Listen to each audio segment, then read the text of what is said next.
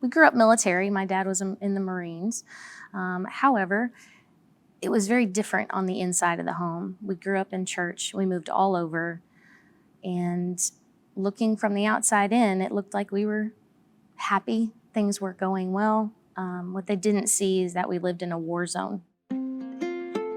Life is more than random events that happen to us from one day to the next. We're caught up in a story, one that God has been writing from the beginning of time. Stories of darkness and light, brokenness and redemption. They show us who He is and how much He loves us. They're the stories of our lives, and if we let Him, He'll use them for His glory.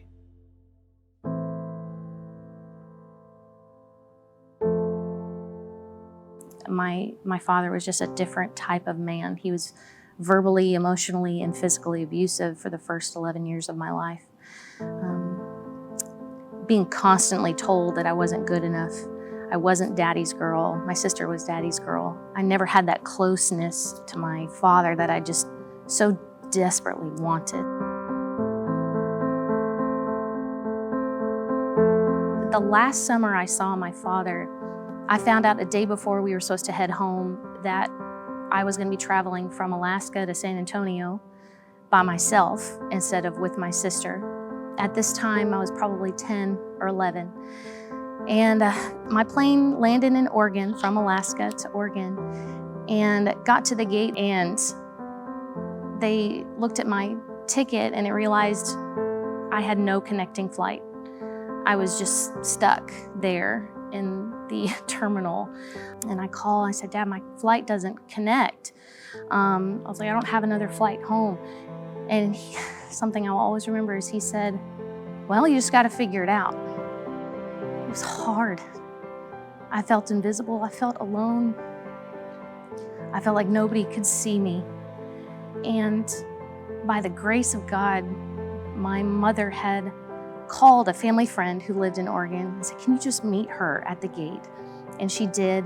And I get home and I see my mom and my then stepdad. That's where things changed. I got to see, instead of a marriage that was so broken, I finally got to see with my stepdad and my mom how a man is supposed to love his wife, how a wife is supposed to honor her husband. After I met my husband, we've been together now almost 13 years. After about 7 years, we found out we were pregnant. And that was amazing. Never did I in a million years think that I was actually gonna have a family. But at our 12-week appointment, we found out there was no heartbeat. And that killed both of us. It devastated us.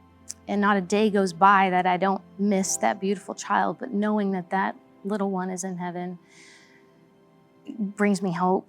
A couple years down the road, we finally got pregnant again, and with my beautiful daughter, Olivia. And it was a textbook pregnancy, textbook labor delivery. When she turned 1, 2 weeks later, we found out we were pregnant again. And I just kind of laughed at God and I said, well, here we go again. And He blessed us with a boy. God blesses, and He's so redeeming from all the pain and the suffering that took place. I got to be able to be a part of this story that God's writing, where I can lead others in worship through song. And I can't help but worship Him. I can't. There's a deeper part of my soul that just longs to be able to sing to my Father in heaven. There's a real broken place where that worship comes from. And I love that. A good friend of mine has always said, if there's breath in your lungs, there's a purpose for your life. And I definitely think that this is my purpose, is to lead others to His throne. For the little girl who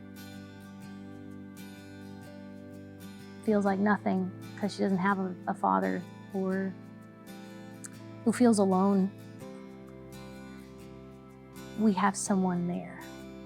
His name is Jesus. For that young mom who may have lost, I would say trust. Even in the darkest times, I think one piece of hope that I still cling to is that I may be invisible to everyone else, but I'm not invisible to God.